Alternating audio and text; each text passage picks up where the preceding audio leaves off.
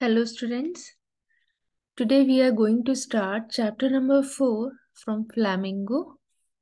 This also comes under section 1 Prose and Poetry. अभी तक जो हमने 3 चैप्टर्स देखे थे बच्चों, वो थे हमारे प्रोज। अभी जो नेक्स्ट हम देखने वाले हैं ये हमारी पोइट्री है। तो हम पोअम पढ़ने वाले हैं इसमें। The solitary reaper. सॉलिटरी का मतलब होता है बच्चों एलोन, अकेला। ठीक है। रीप, रीप मतलब होता है काटना, और रीपर वो होता है जो काटता है। मतलब यहाँ फसलों के काटने की ऊपर, फसल के काटने के ऊपर ये पोयम है। ठीक है।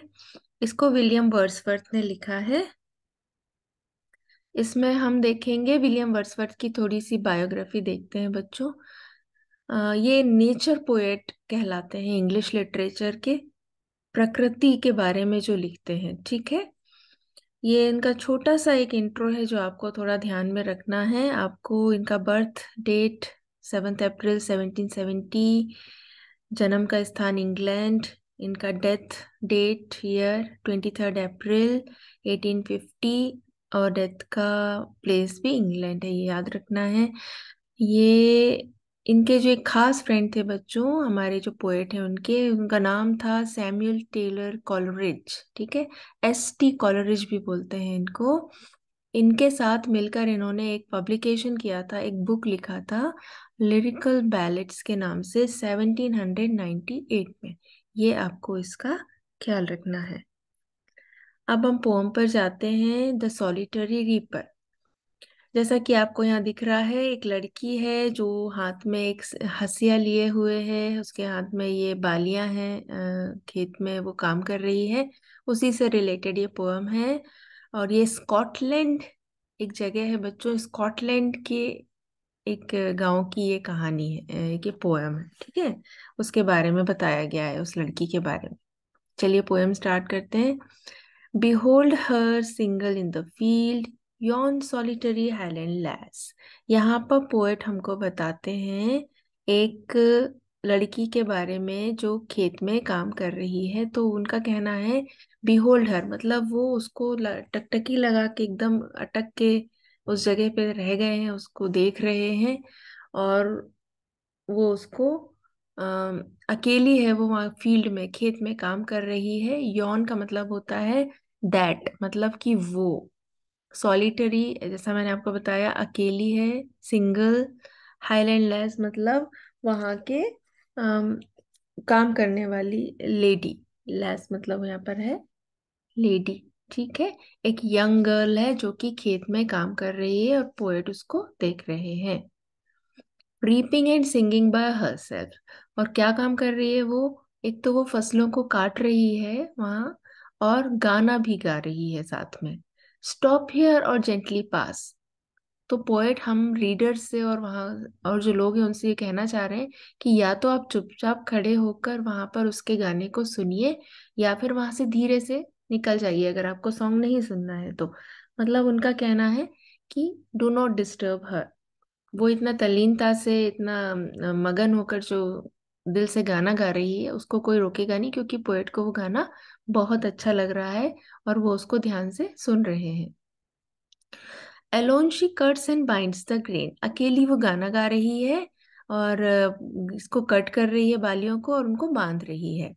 And sings a मेलनकली strain. मेलनकली दुख से भरा हुआ, सैड, सैड सॉन्ग वो गा रही है। O listen for the vale profound is overflowing with the sound. पूरी जो घाटी है, पूरी जो गहरी घाटी है, डीप वैली है, वहां तक उसका गाने का आवाज जा रहा है और उसकी सॉन्ग फ्लो हो रहा है। No nightingale did ever chaunt more welcome notes to weary bands. Weary bands, ये यहाँ पर रेगिस्तान में जो ये राहगीर होते हैं, ट्रैवलर्स होते हैं, उनके लिए यूज किया गया है। Of travellers in some shady haunt among Arabian sands. उसका गाना इस तरीके से सूदिंग है, इतना हमको इतना राहत देने वाला है, जिस तरीके से अरेबियन रेगिस्तान में कोई नाइटिंगेल, एक बर्ड होती है बच्चों जो कोयल जैसी सुरीला गाती है, जैसे कि नाइटिंगेल उनको गाकर राहत दे रही है, स्वागत कर रही है राहगीरों का। उसी तरीके से वो लड़की गा रही है। A voice so thrilling never was heard. उसकी आवाज इतनी थ्रिलिंग है, मतलब इतनी टची है कि कभी पोएट ने ऐसा गाना नहीं सुना। In spring time from the cuckoo bird. Spring time में भी जो कुक्कू बर्ड है, कोयल है, उसका वॉइस भी इतना मधुर नहीं होता है जितना कि उस लड़की की आवाज है। Breaking the silence of the seas among the farthest Hebrides. Hebrides islands Scotland के वहीं के जो द्वीप हैं उनको बोला गया है कि वो जो लड़की गा रही है वो खामोशी को तोड़ रही है। समुंदर जितना खामोश होता है, समुंदर की खामोशी को भी तोड़ रही है, और आइलैंड तक उसकी आवाज जा रही है। Will no one will tell me what she will no one tell me what she sings। अब यहाँ पे इम्पेशेंट हो गए हैं पोएट, थोड़ा सा जानना चाहते हैं कि आखिर वो गा क्या रही है। शायद उसकी लैंग्वेज उनको समझ में नहीं आ रही है, वो अपनी नेटिव लैंग्वेज में गा रही है। तो वो पूछ रहे हैं कि what she is singing, वो जानना चाहते हैं। Perhaps the plaintive numbers flow for old unhappy far off things and battles long ago। अब वो यहाँ पे इमेजिन कर रहे हैं कि शायद वो किसी पुरानी ऐसी चीज के बारे में सोच कर गा रही है जिसके बारे में वो उदास है और कुछ बुरा हुआ था, या कुछ अनहैप्पी, वो कुछ खुश नहीं है, ऐसी चीजों के बारे में वो सोच रही है और फिर वो इतना दुख भरा गाना गा रही है। या फिर कहीं बहुत दूर पे कुछ बैटल्स हुए थे, कुछ युद्ध हुए थे, और वहां पे उसका कोई सगा रहा होगा, शायद उनको याद करके वो गा रही है। और is it some more humbly familiar matter of today, या फिर ऐसी कोई रोजमर्रा की चीज है जिससे वो दुखी रहती है और उसको वो अपने गाने के थ्रू बयान कर रही है। सम नेचुरल sorrow लॉस और pain that has been and may be again. कुछ उसकी ऐसी नेचुरल sorrow है, मतलब वो अपने आप में दुखी रह रही है, कुछ उसका खो गया है या उसको कुछ दुख है लाइफ में जो उसे रोज रोज उसे महसूस हो रहा है, उसके लिए वो उसका पेन झलक रहा है उसके गाने में। Whatever the theme the maiden sang। उनका कहना है कि कोई भी थीम हो जिस पर वो गा रही है, वो लेडी गा रही है, as if her song could have no ending. वो ऐसे गा रही है जैसे कि कोई अंत ही ना हो उसके इस दुख का, उस गाने का। I saw her singing at her work. अब पोएट वहां से गुजर रहे थे उस स्कॉटलैंड में, उस एरिया से, और वहां उन्होंने उस लेडी को गाते हुए सुना था। And over the sickle bending. Sickle मैंने जैसे आपको बताया एक हंसिया नुमा एक एक औजार होता है जो घास काटने के काम आता है, तो उसको वो काट रही है घास और गा रही थी। I listen motionless and still. वो बिना हिले डुले एक जगह खड़े होकर स्टिल उस गाने को सुन रहे थे। And as I mounted up the hill. अब जैसे उन्होंने अपनी यात्रा आगे शुरू कर दी है, हिल पे वो ऊपर जा रहे हैं, माउंट अप कर रहे हैं। The music in my heart I bore long after it was heard no more. वो अपने साथ, अब वो अकेले नहीं जा रहे हैं, उस लड़की के गाने का उनके दिल को टच किया है, गाने को साथ में लेकर जा रहे हैं, मतलब कभी ना भुलाने वाला वो सुर था जिसमें वो गा रही थी। और उन्होंने आज तक कभी ऐसा दुख भरा गाना सुना ही नहीं था।